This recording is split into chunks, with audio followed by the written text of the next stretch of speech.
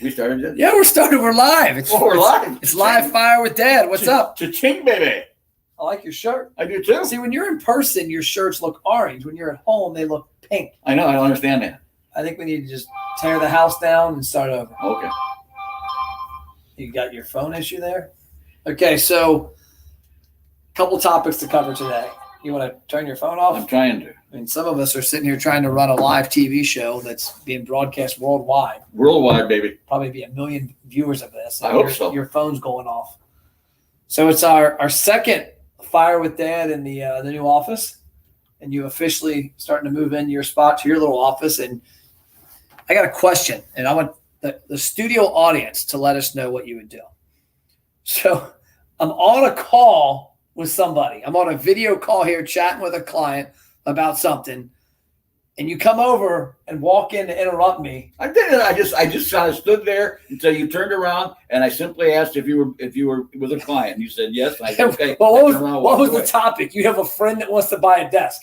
So selling a desk is more important. No, I didn't know you were on the phone with a client. I just thought maybe you were talking to anybody. I didn't know. Just thought I was randomly talking to a homeless guy. All you gotta do is just wave. They wave me off. Okay, so I'm gonna have to get a do not disturb thing on my door. I'm gonna put a door. No. And from now on, I'll never talk to you unless you're standing there doing that. Okay. Jesus. Got beat up today, folks. And then you talked trash about the chair. You said you have a better chair than me. Oh, I did. I see my chair. So you have one of my chairs. You took a better chair? I confiscated a chair off one of the other offices. It's a neat chair. I'll get to see it. So my it's dad, one of a kind. So my dad is already causing trouble in the new office.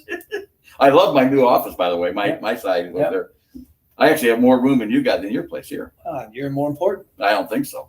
So we're gonna have to get a little conference table over there for you. He'll be doing business coaching out of the office over there. What do you do? Like, what do you help people do? Like, what if I come to you and say, S. Dwayne Plapp Sr., I'm going to help you do 4 things.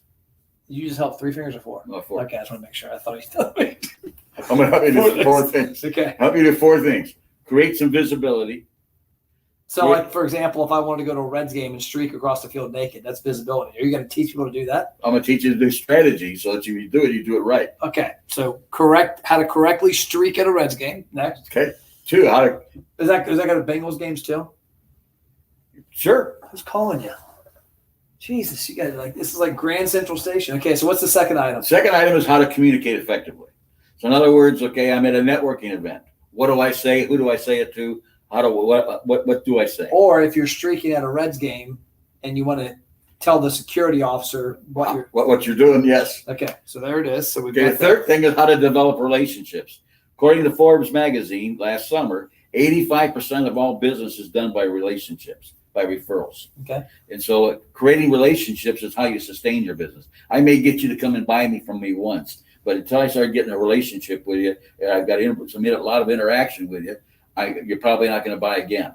So the key is to get you to continue to buy from me and continue that. That creates a relationship. Same way with referrals. I'm not going to give you my best referral until I know that I can trust you. So back to the streaking example, you probably don't want to hug the second baseman when you're naked streaking because you don't have a relationship with him yet. That's what Morgana did that. I know. I actually was at the game when she did that with Pete Rose. Okay, so the fourth thing. Fourth thing is then strategize in the first 3. In other words, okay, I'm going to get visible. What's my strategy? Okay, who am I going to get? Who am I going to network with? What groups am I going to network with? How am I going to navigate the group? How am I going to navigate my people that I know? How do I leverage my current clients? How do I leverage people that I know?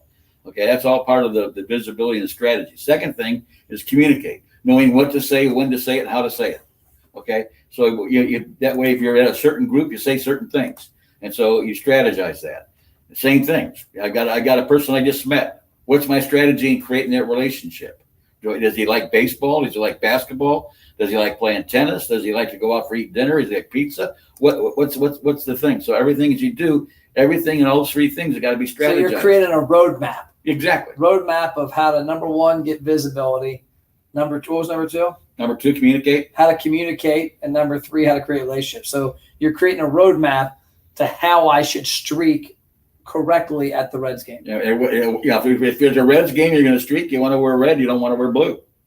There you go. So that right there is what it sums up. And no, you ought to start some networking stuff happening here at the new building. I've already got a list. Already got a list. Okay, because we had a BNI meeting here yesterday. What's today? It's Tuesday. There's one next Wednesday morning at 7:30, and I think there's a Thursday chapter coming here. But then over and above that, by July, once I have some things done, we're going to launch America's Best Restaurants University here, ABR University.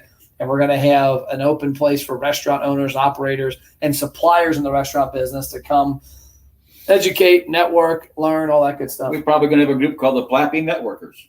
The Plappy Networkers.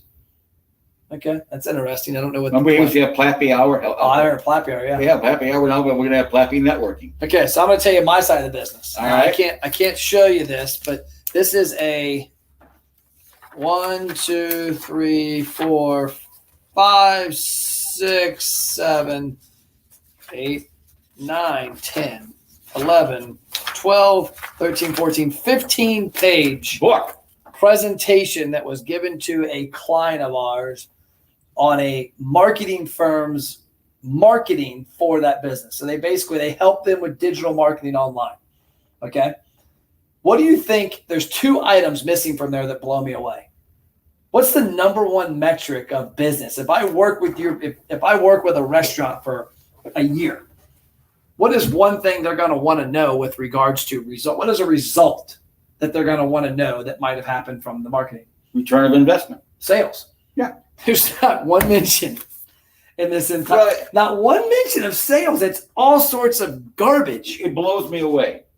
There's 2 types of franchises, in my opinion. Okay, I could be wrong, but that's from my take on it. You got the turnkey ones like a McDonald's, Wendy's, where they have a national advertising program, and you simply sign up and you run an awesome restaurant. You got it, and the minute you open the doors, you got people coming in. Yep. The other kind, okay, is I buy a franchise and then I got to market it myself. Yep. Okay, so I'm in charge of doing my own marketing.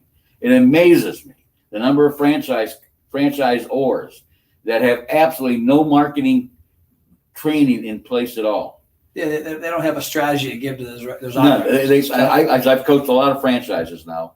I've coached as many as 60 or 70 different franchises so far. And it amazes me.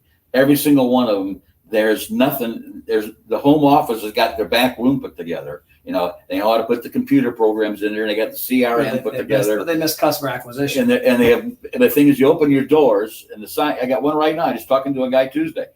You've got the sign out front. Is it a restaurant or a different business? They're doing kind of an attorney. I'll say if it was a restaurant, you should better be referring me. I know. Well, I actually it'd knock you out. I actually got a referral for you. Oh, okay. Anyway, the guy's an attorney, and I said he's got my sign out front. He says, "I have no customer. How do I get him?"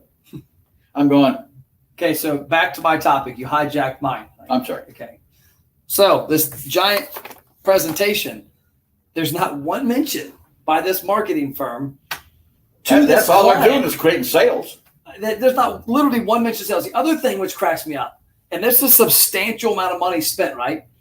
Well, 15 pages is probably a bunch of money. Well, hold on. Yeah, the pages. The other part, there's not a single mention of a piece of data gained. One of the philosophies I subscribe to, and this company apparently subscribes to the complete opposite, is that if you're going to spend time and money and effort to market your business, you sure as hell better come back with somebody's information. You better, for example, right here, this stack of business cards was from an event I went to in the restaurant business. And so I went there with the intent of getting visibility and getting information of people that I could do business with or get referrals. Well, just give me an example. Hold on. So this advertising campaign, you just want to talk. You have Red Bull or something today? There's Red Bulls in the fridge. They all fired up in this new fancy office. Yeah, but it cracks me up because this agency put together this, what was it, 14 pages? 15-page proposal. A book. And never mentioned the fact that they gained one email, one text message, one birthday. That ain't marketing. They've just got a bunch of stats. They just got a bunch of paper. So, I guess this is like a profit and loss with no profit, no sales, just a bunch of expenses. The perfect example is when we had our retail store. We would go to the boat shows. Okay? The whole idea of going to boat shows and having a booth there was getting data, getting people's names. So you leads. Matter of fact, I'll never forget this. In September the one year, I made 4 sales off of the boat show that was in January. because guys had called me and say, hey, by the way, you've been emailing me for the last 8 months. We're gonna buy one this winter. We're gonna buy one this winter in September. Can I get the same deal right now as I would have gotten into the boat show? And my answer was yes. Yep. I sold 4 boats that month off the boat show in January, just off the fact that they were in our database. Because we had their information. And that's what used to crack me with the boat shows is that people took it as to mean they took it literally. Boat show. Hey, we're here to show you a boat. And I used to crack up because I used to tell other businesses and other places that do these shows. A consumer pays $10 a park. They fight through headache because they're all in downtowns. They pay probably $100 to get a family of 4 into the door. They spend $25 to $30 on crappy concession stand food. They didn't come there just to look. And if they took that effort, even if they don't buy, they're the right person. Like me, I'm not going to go spend $120 to get into an event for something I'm not interested in. I'm not interested. Yeah. Hello? Interested in what? You got nothing else to do today, so I'm going to spend $100 and just go do nothing. Okay, so today's takeaways, because we're done. I got some business to handle, and you got to get the heck out of my office. I got to get a door. I'm just kidding. But today's wrapping up Fire with Dad. Visibility. Communication. Relationship. And then the strategy of how to do it, as Matt would call it, start creating a roadmap and how am I going to make it happen. And then on my end, don't settle for an advertising agency sending you a 15-page slide deck that doesn't mention any sales or any database. Because if they are, you got the wrong freaking people. What's this say here? Albert says, you cracked me up, but the info is golden. Okay, one more thing. Whose info is golden? Mine or his? It's got to be mine. Okay. One thing I will say this, okay? We were done. We are? Yeah. I was going to say one more thing. Okay, one more thing. And that is, on your program, the whole idea of when you're in this guy, for instance, on this marketing, you go on TV, you're renting that database of the radio station. You're not getting your own database. Yep. And in your program, you create your own database. You now own that database. Those are the people that's your target market. Those are the ones that are already buying from you or ought to be buying from you, or the ones who paid $100 to go to the show just to show up and say hello. Yeah. Those are the people you want. And you can't rent the database. It's better to own the database. Man, it's like you've been listening to me. Cha-ching, baby. We're out of here. Next Thursday, we can't do it. I'm in Arizona next Thursday. So? I got meetings, bro. Well, it's 6 o'clock. It would be noon your time. It'd be 11 a.m. my time. No, 11. It'd be noon. It'd be noon because what time is it? 3? It'd be noon. It'd be noon your time. I might. I'll let you know. There might be a fire. I'll probably be in here. Okay. By the way, we got to get away for me to figure out how I can get in the place when you're in Arizona. We're getting scan cards. Okay, good. When? Any day. Oh. We're out. Fire with Dad. Cha-ching, baby. Adios.